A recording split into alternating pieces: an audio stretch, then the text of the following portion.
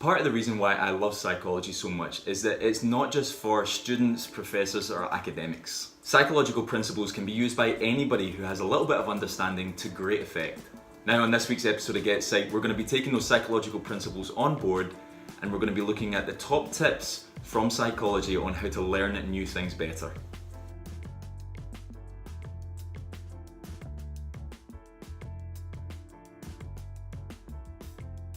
Guys, welcome to this week's episode of GetPsyched, and like I said, this week we're going to be looking at the top tips from psychology on how to learn new things better. Now, what I'm going to do is I'm going to run you through 7 top tips. I'm going to give you a little bit of a definition behind those top tips and explain to you just how you can use them.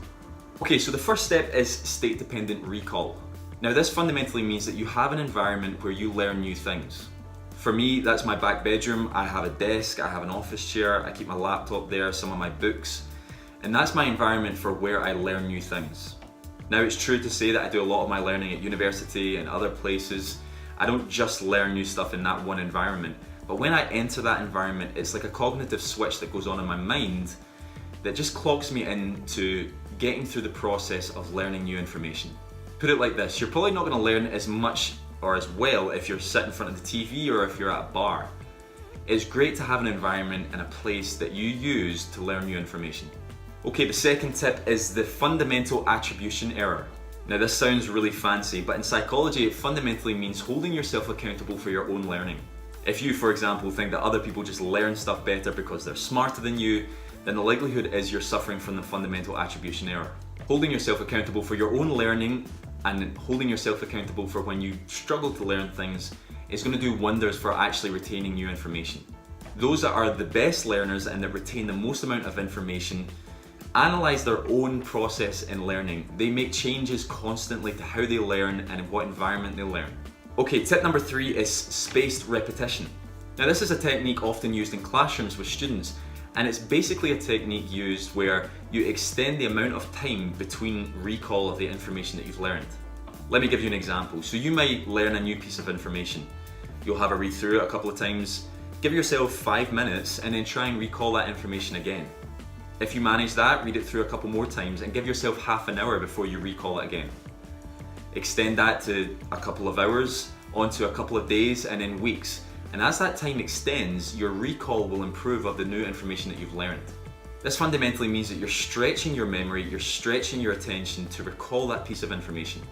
Fundamentally, the aim is to get to a place where you can recall that information over a huge period of time. Okay, tip number 4 is multimodal learning. This basically means that you should try and learn that new piece of information via more than one method. If you simply read something, reread it and reread it, you might recall it a little bit, but you're limiting yourself to just how much you can recall. What you might do instead is not only write it out, but maybe draw it, make a mind map, or speak it out to yourself. Increasing the number of methods that you use to remember new information has been proven to really improve retention. Tip number 5 is the method of loci. Now, this sounds a little bit weird, but it's fundamentally a mnemonics method of remembering new information. This method has actually been used for centuries and can be dated back to the ancient Greeks.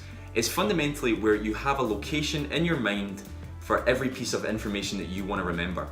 A really famous example of this is where you visualize a huge house in your mind and you store pieces of information mentally in different rooms in that house. You're then able to walk through that house, walk through room by room, and remember the pieces of information that you stored in different areas of the house. This is used today from centuries ago for a reason. It's a really effective way of remembering and retaining new pieces of information. Okay, tip number 6 is to understand your working memory's capacity.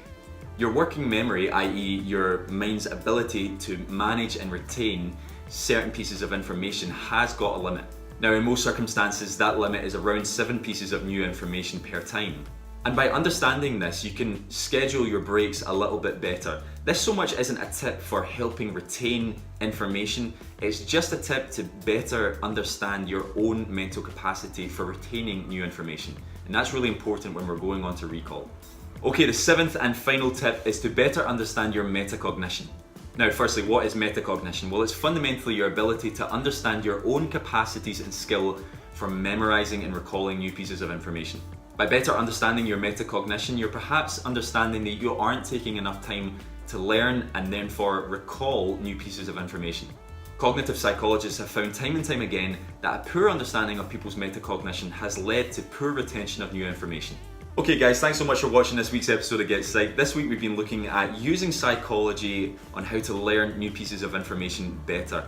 Hopefully you've enjoyed this video, guys. You can follow me on Facebook, you can follow the GetPsyched page on Facebook, you can follow me on Twitter, on Instagram, and on LinkedIn. You can also check out my website, frasersmithcounsellingpsi.com.